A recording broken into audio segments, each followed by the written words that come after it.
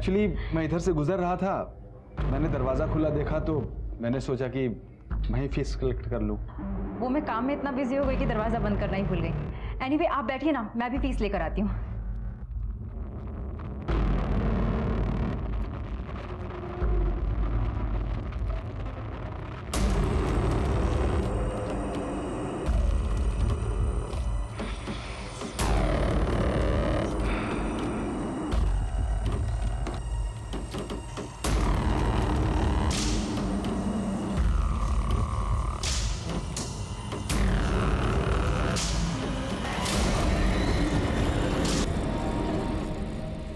ये लीजिए आपकी फीस। जी थैंक यू। सॉरी, वो डस्टिंग और सफाई में ऐसी हालत हो रही है कि आपको चाय कॉफ़ी के लिए भी नहीं पूछ पा रही हूँ। ऐसी क्या बात है, फिर कभी आ जाऊँगा। अब तो पता ही चल गया कि आप किस टाइम पे घर पे रहती हैं। चाय भी पी लूँगा। बिल्कुल। नमस्ते। नमस्ते। डन। अच्छा ठीक है, तुम लोग को रुकना है रुक जाओ, टाइम से सोना है और सुबह जल्दी उठना है, क्लासेस मिस नहीं करनी। Okay okay. चल। सॉरी सॉरी सॉरी सॉरी, आज फैमिली के साथ थी ना, इसलिए तुम्हें वेट करना पड़ा। अरे तुम ऐसा क्यों समझते हो? नो, मैं तुम्हें इग्नोर नहीं कर रही हूँ, मैं ऐसा कर सकती हूँ। यू नो ना, यू माई फर्स्ट लव। अच्छा मैं बाद में बात करती हूँ, लगता है कोई आ गया है, मुझे लगता है निखिल ना आ गया हूँ। ठीक है बाय।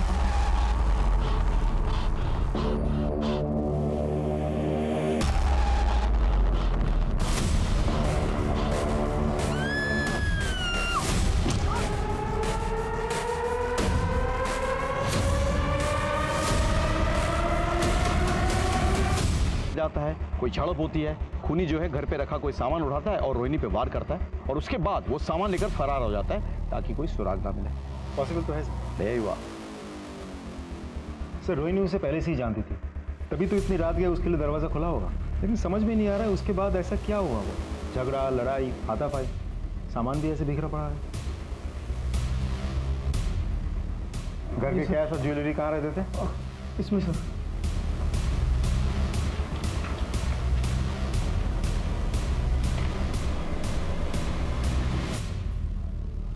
मतलब खून करके कैश और ज्वेलरी लेके खूनी फरार हो गया।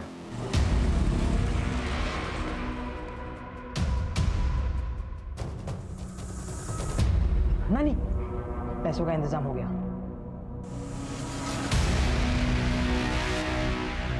जमीन पे पड़े हुए सूखे खून के धब्बे को देखकर तो ऐसा लगता है कि रोहिणी पे वार कल रात को किया गया था। फिर उससे कैश और गहने चुराए गए। लेकिन ट्यूशन से जब बच्चे लौटे सुबह, तब उन पर भी हमला हुआ। अब सवाल ये उठता है कि खूनी इतनी देर तक इंतजार क्यों करेगा? शायद वो बच्चों का वेट कर रहा था ताकि उन्हें भी खत्म कर दे। निखिल, रोनी का हस्बैंड। आइए मेरे साथ।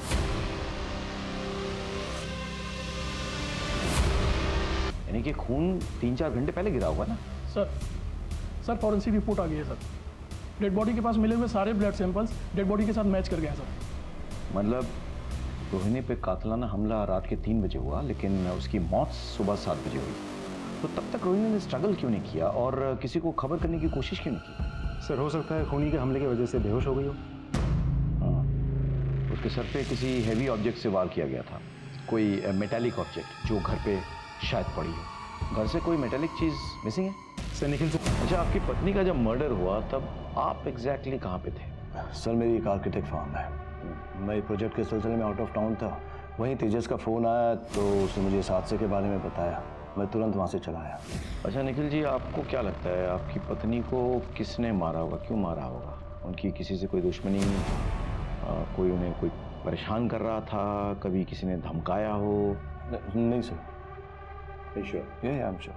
आपके बच्चों को भी मारने की कोशिश की गई, तो बच्चों से किसकी दुश्मनी हो सकती है? बच्चों की भला किसी से क्या दुश्मनी हो सकती है? आगे चलकर अगर आपको कुछ याद आए, कोई भी क्लू आपको मिले तो हमसे शेयर कीजिएगा जरूर। Definitely sir. Bye. Thank you sir.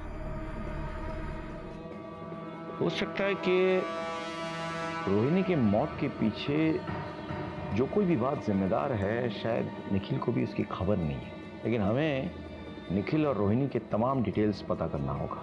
पास पड़ोस में बात करो, पूछताछ करो, उनके कलीग से बातचीत करो, फ्रेंड्स, रिलेशंस, मायके, हर जगह। सर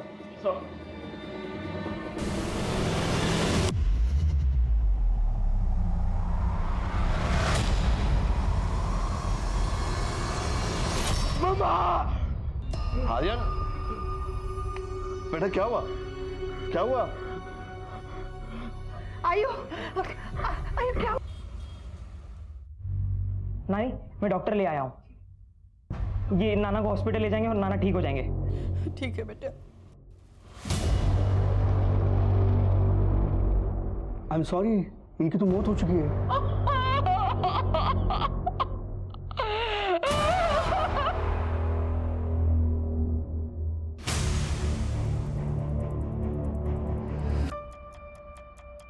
मैंने रोहिणी के बैंक डिटेल्स चेक किए। रोहिणी ने अपने अकाउंट से 2 लाख रुपए निकाले थे।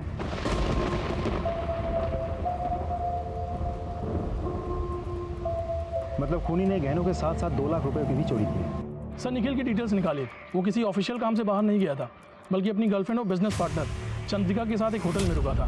मुझे नहीं पता कि रोहिणी ने 2 लाख रुपए किस लिए निकाले थे। और रही बात चंद्रिका की, उसके साथ मेरा कई सालों से। हे लव, मैं सोच रही थी कि रिजॉर्ट जाऊं for 2 nights. Wanna join me? Yeah why not, sure, anything for you my love. ठीक है, चलो मिलते हैं। कहीं ऐसा तो नहीं कि उसे रास्ते से हटाने के लिए तुमने किसी को सुपारी दी और उसने तुम्हारी वाइफ के साथ साथ तुम्हारे बच्चों को भी मारने की कोशिश की? ये आप कैसी बात कर रहे हैं? मैं अपनी बीवी बच्चों से बहुत प्यार करता हूँ। वो तो तुम्हारे चंद्रिका के साथ अफेयर से ही पता चल रहा है। एक्स्ट्रा मैरिटल अफेयर रखने के बाद भी अगर मैं अपनी बीवी बच्चों को उतना ही प्यार देता हूँ, उनकी हर एक ख्वाहिश को पूरी करता हूँ, तो इसमें क्या प्रॉब्लम है? मैं निखिल के साथ सालों से रिलेशनशिप में हूँ, लेकिन हमने कभी भी अपनी फैमिली लाइफ को रिलेशनशिप के बीच में आने नहीं दिया। निखिल अपने फैमिली से बहुत प्यार करता था और ना ही मैं उससे कभी शादी करना चाहती थी और ना ही वो चाहता था, और ना ही मेरी उसकी वाइफ के साथ किसी भी तरह की का जेलसी था। ठीक है, आप जा सकती हैं, लेकिन बिना परमिशन के आप शहर नहीं छोड़ेंगे। जी सर। होटल के तमाम डिटेल्स निकालो, निखिल के सीडीआर और कॉल रिकॉर्ड्स के साथ उसे टैली करो। पता करो रोहिणी के मर्डर के दिन किसी ने निखिल या चंद्रिका को उस होटल से आते जाते तो नहीं देखा। अगर सीसीटीवी है तो उसका फुटेज कलेक्ट करो, हर पॉसिबिलिटी को एक्सप्लोर करो, कोई लीड छूटनी नहीं चाहिए। Understood sir? Come on. है ना, तो स्टडी करने के लिए रास्ते में बहुत अंधेरा था और किसी ने अचानक हम पर हमला कर दिया। मैंने भागने की बहुत कोशिश की, पर उसने मुझे बहुत जोर से मारा और मैं नीचे गिर गया। कौन था? चेहरा याद है? नहीं, वहाँ बहुत अंधेरा था और उसने मुझे पीछे से सिर पर मारा था। मैं उसका चेहरा नहीं देख पाया। वर्मा, अच्छे से चेक करो, देखो कोई सुराग मिलता है कि नहीं, और घर की सिक्योरिटी और टाइट कर दो। आर्यन, इसके बाद अगर तुम्हें कहीं जाना है तो किसी को साथ में लेके जाना, अकेले नहीं। ठीक है। तुम्हारी पत्नी के बाद तुम्हारे बच्चों पर भी हमला हुआ, कहाँ थे तुम उस वक्त? सर मैं बहुत टेंशन में था, इसलिए खुली हवा में टहलने निकल गया था। इसीलिए तुमने अपना मोबाइल ऑफ रखा था ताकि तुम्हारा लोकेशन जो है हम डिटेक्ट ना कर पाए। वो मेरे मोबाइल की बैटरी डाउन हो गई थी सर। तो पत्नी के बाद तुम बच्चों से भी अपना हाथ धोना चाहते थे? मैं भला अपने बच्चों को क्यों मारूंगा? मैं उनसे बहुत प्यार करता हूँ। आप लोग बेवजह मुझ पर शक कर रहे हैं। अच्छा एक बात बताइए, रोहिणी के मर्डर की रात बच्चों ने आपको फ़ोन किया था? हाँ किया था। एक्चुअली हर रात मेरे बच्चे मुझे गुड नाइट कहके ही सोते हैं, इसलिए उन्होंने मुझे फ़ोन किया था। उस रोज़ मैंने उन्हें डांटा भी था। एक्चुअली वो मेरे भाई के साथ देर रात तक PS4 खेल रहे थे। तो अपने बच्चों पर गुस्सा भी आता है तुम्हें? सर फिक्र करता हूँ तो गुस्सा भी करता हूँ। ठीक है, तुम जा सकते हो फिलहाल, लेकिन हमारे परमिशन के बिना शहर नहीं छोड़ोगे। ठीक है सर, थैंक यू। इसकी फिक्र और परवाह तो मुझे अब समझ में आने लगी है। एक बार कुछ सबूत हाथ लग जाए ना, तोते की तरह भगवाऊंगा इससे। तो सारे सबूत, सारे क्लूज, सब कुछ तो चेक कर लिया, एक भी पुख्ता सबूत हाथ नहीं लग रहा है। मर्डर हुआ है तो सुराग तो मिलेगा ही ना, ढूंढना पड़ेगा। Let's go back to the beginning. Sir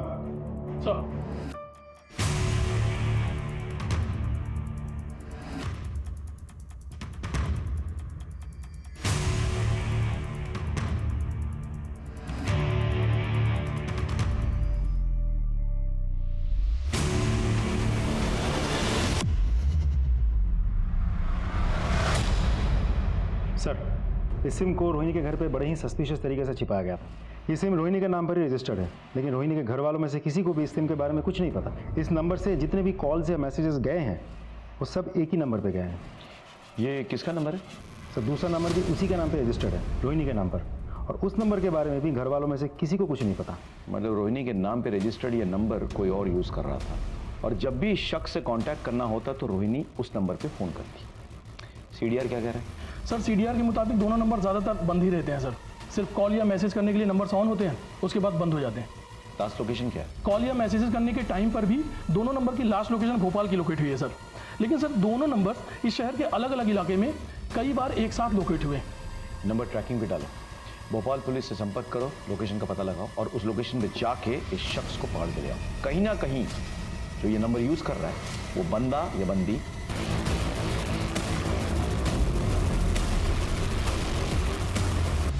sir, वो नंबर भोपाल में जहाँ लोकेट हुआ था वहाँ जाके हमने पूछताछ की। उस नंबर के बारे में किसी को कुछ नहीं पता, और ना ही रोहिणी को वो लोग जानते हैं। लेकिन हाँ, मैंने चैट हिस्ट्री डाउनलोड कर ली है। अच्छा क्या? रोहिणी को मैसेज आए थे, तुम मुझसे प्यार नहीं करती, सिर्फ अपने हस्बैंड से और फैमिली से प्यार करती हो। रोहिणी का रिप्लाई, मैं तुमसे भी बहुत ज़्यादा प्यार करती हूँ, ऐसा नहीं है। उसका रिप्लाई, तो फिर छोड़ क्यों दिया? रोहिणी, मैं मजबूर थी। फिर उसने पूछा, अब इन सबको छोड़ दो और मुझे अपना लो। फिर रोहिणी का रिप्लाई, नहीं मैं ऐसा नहीं कर सकती। फिर उसका रिप्लाई आता है, तो फिर मुझसे प्यार करने का नाटक क्यों करती हो? You selfish. सर, इससे तो साफ पता चलता है कि दोनों के बीच अफेयर चल रहा था। और ये तो तय है कि रोहिणी की जिंदगी के इस एंगल के बारे में ज़्यादा लोग नहीं जानते।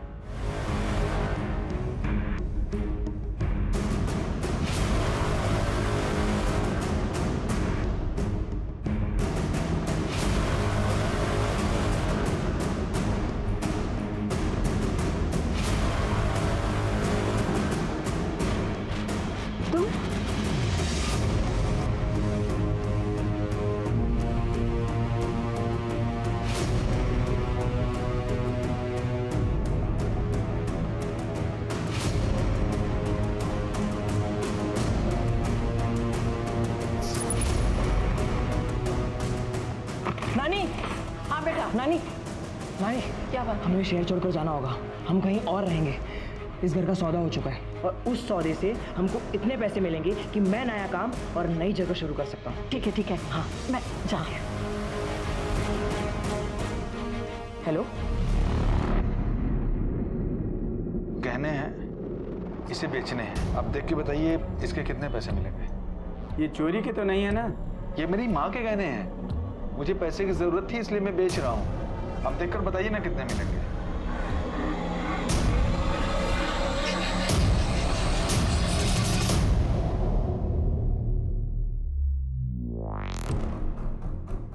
अभी रोकड़ा कम है, शाम तक आइएगा, पैसों का इंतजाम करके रखूंगा। अरे नहीं भाई साहब, मुझे नहीं बेचने हैं। वो मुझे पैसे की जरूरत है ना, तो मैं कुछ दूसरा इंतजाम कर लेता हूँ। मेरी माँ के गहने हैं ना, इसलिए नहीं बेचना है।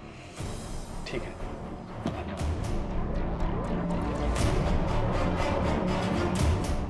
Hello, police station. अब जब शहर छोड़कर जा ही रही है तो फोन करके उसे बता दो। ठीक है नानी।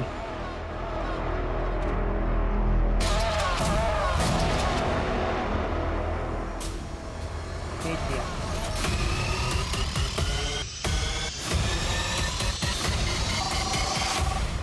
हेलो, हाँ सर, साइबर सेल से कॉल आया था। रोहिणी के नाम पे रजिस्टर वो दूसरा नंबर स्विच ऑन हो गया। ये नंबर तुम फ़ोन ट्रैकिंग पे लगाओ और रियल टाइम अपडेट शेयर करने के लिए कहो। और सर, ज्वेलरी शॉप से भी कॉल आया था, वहाँ एक आदमी गहने बेचने आया था। जाओ उठाओ उसको। सर,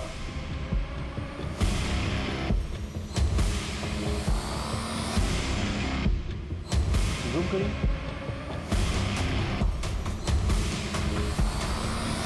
ये तो मेरे बेटे का ट्यूशन टीचर है, रमेश सुराना। कहाँ मिलेगा ये रमेश सुराना?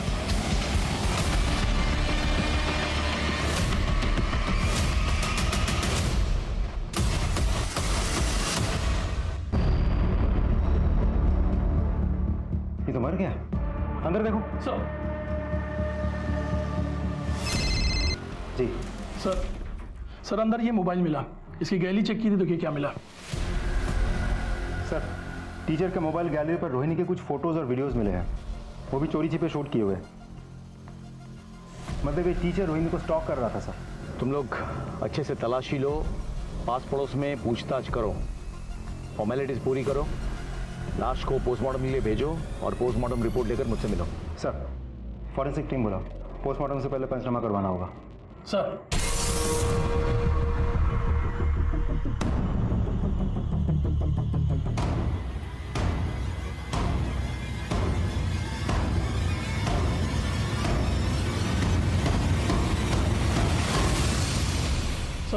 सर टीचर की इनिशियल पोस्टमार्टम रिपोर्ट आ गई है सर।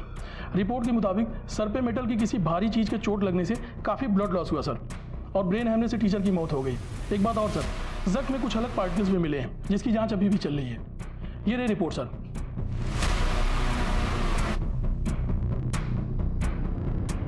टीचर के फोन पे रोहिणी के वीडियोज और पिक्स मिले। इससे इतना तो क्लियर है कि वो टीचर कहीं ना कहीं रोहिणी को फॉलो कर रहा था। सर रोहिणी के बच्चों से पता चला है कि उसी दिन क्राइम से पहले टीचर उनके घर आया था फीस लेने के लिए।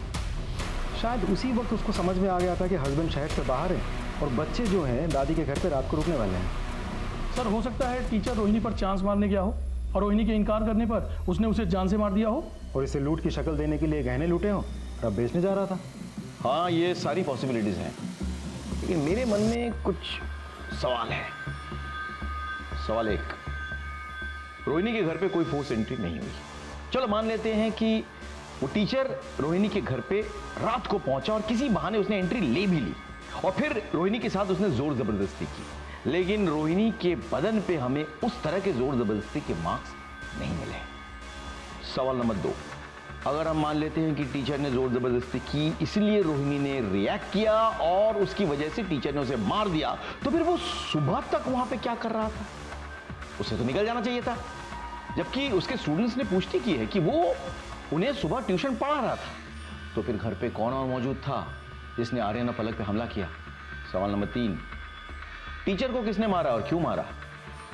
सवाल नंबर 4, उसके पास मिले गहने कहां गायब हो? सर ऐसा भी तो हो सकता है कि किसी और को पता चल गया हो।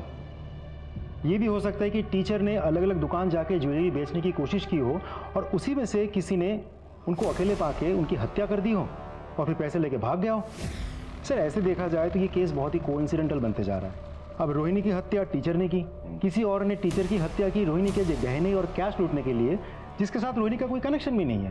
ये सारी पॉसिबिलिटीज हैं, लेकिन अब हमें एक नहीं 2 मर्डर मिस्ट्री सॉल्व करने हैं। टीचर के दोस्त, दुश्मन, रिश्तेदार सबके बारे में पता लगाओ, सबके डिटेल्स निकालो। हाँ okay thank you sir. Cyber branch से कॉल आया था सर। उन्होंने रोहिणी के मोबाइल से उस मिस्टीरियस नंबर पे फूटी कोटी पर मिलने के लिए मैसेज भेजा था और वो मान गया सर। थोड़ी देर में मिलने के लिए आ रहा है। Very good. बेटा फोन लगाओ।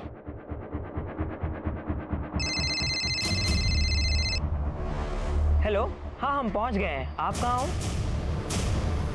तेरे सामने ही हो बेटा, चल चल। तुम्हारा नाम अक्षत है ना? हाँ सर। रोहिणी के साथ क्या रिश्ता है तुम्हारा? कौन रोहिणी सर? तो रोहिणी का रजिस्टर्ड नंबर तुम्हारे पास कैसे पहुंचा? और तुम उससे मिलना क्यों चाहते थे जबकि उसका मर्डर हो चुका है? क्या? नहीं ऐसा नहीं हो सकता। रोहिणी का मर्डर हो चुका है और हम उसके कातिल को ढूंढ निकालेंगे, लेकिन आपका क्या रिश्ता है रोहिणी के साथ? मैं रोहिणी की माँ हूँ, अक्षत उसका बेटा। सर माँ लगभग मेरे ही एज की थी, तभी एक विक्रम नाम के गुंडे ने माँ की इज्जत लूट ली। उन्होंने कोर्ट में गवाही दी और उस गुंडे को जेल भेज दिया गया। तो उस हादसे के बाद वो पेट से हो गई। हमने उससे बोला गिराने के लिए और मेरी बेटी ने बच्चे को गिराने से मना कर दिया। ये बात मैंने सबसे छुपाई। भगवान की कृपा से हमें एक अच्छा रिश्ता मिल गया। मैंने अपनी बेटी की शादी दूसरे शहर जाके निखिल से करा दी और फिर हमने तीर्थ यात्रा जाने का नाटक किया और हमने ये दिखाया कि बद्रीनाथ में लैंडस्लाइड में हम लोग मारे गए। मैं बचपन से अपने नाना नानी को मेरे माँ बाप समझता रहा सर, लेकिन जब मैं बड़ा हुआ और लॉजिकली सोचा तब मुझे समझ में आया कि ये दोनों तो मेरे माँ बाप हो ही नहीं सकते। आखिर ये बात मैं कब तक छुपाती, एक दिन बता ही दिया। मैं अपनी माँ से मिलना चाहता था, मैं उनको देखना चाहता था, मैं उनको छूना चाहता था और मैं ये जानना चाहता था सर कि ऐसा क्या कारण था कि उन्होंने मुझे अबॉर्ट नहीं किया। सर पता है मुझे अफसोस किस बात का है कि पहले माँ होके भी नहीं थी और अब जब कहने को माँ है तो वो इस दुनिया में ही नहीं है सर। अक्षत का बाप वो गुंडा दरिंदा, उसने मेरी बेटी को जान से मार देने की कसम खाई थी। तो आपको लगता है कि उस हैवान विक्रम ने आपकी बेटी को मारा है? रोहिणी का एक मर्डर सस्पेक्ट शहर में खुला घूम रहा है, आपको अलर्ट रहना चाहिए। आपके बच्चों पर हमला हो सकता है, आपको इन पर ध्यान रखना चाहिए। सर पापा मेरी तो एग्जाम्स है, मैं उन्हें मिस नहीं कर सकता। मैं समझ सकता हूँ। तुम इनके साथ जाना, हम चांस नहीं ले सकते। अब मम्मी से ब्लेसिंग भी ले लो।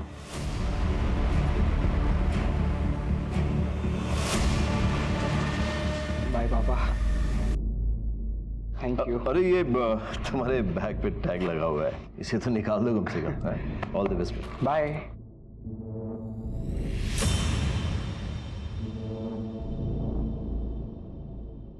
इतनी सारी फोटोकॉपीज? हाँ सर, वो आर्यन काफ़ी दिनों से परेशान था, पढ़ाई ठीक से नहीं कर पाया, तो अपने दोस्तों से नोट लेकर उसने ये कॉपी करवाई है। मुझे ये मर्डर वेपन चाहिए किसी भी हालत में। सर हर जगह तो चेक कर लिया, सारे खुले एरियाज, नाली, डस्टबिन, हर जगह, कहीं कुछ नहीं मिला। हो ना हो ये मर्डर वेपन कहीं छिपा के रखा है, फेंका नहीं है। सर आपको ऐसा क्यों लग रहा है? मेरा हंच है चुराए हुए कैश, गहने और मर्डर वेपन एक साथ छिपा के रखा हुआ है। क्लू मिलेगा, मर्डर वेपन भी मिलेगा। सर विक्रम जिसने 16 साल पहले रोहिणी का रेप किया था वो तो यही है, इंदौर में। सर टीचर की डिटेल पोस्टमार्टम और फॉरेंसिक रिपोर्ट आ गई है सर। टीचर के माथे की चोट में जो पार्टिकल्स मिले थे वो बहुत ही कॉमन मटेरियल है सर, कोई रेक्सीन या प्लास्टिक, जिससे छाते, रेनकोट या बैग वगैरह बनते हैं सर। टीचर को जिस भारी मेटेलिक चीज़ से मारा गया था वो ऐसी ही किसी चीज़ में लपेटी हुई थी। मैं पलाशिया पुलिस स्टेशन से पुलिस इंस्पेक्टर राकेश श्रीवास्तव बोल रहा हूँ। एक बात बताइए, 11 तारीख को आपके यहाँ जो गेस्ट थे निखिल और चंद्रिका, उनके लिए कोई कॉल आया था? हाँ सर, कॉल आया था करीब रात के 3 बजे। कॉल ट्रांसफर कर दिया था हमने, अर्जेंट कॉल था इसलिए। किस नंबर से आया था? Thank you, thank you.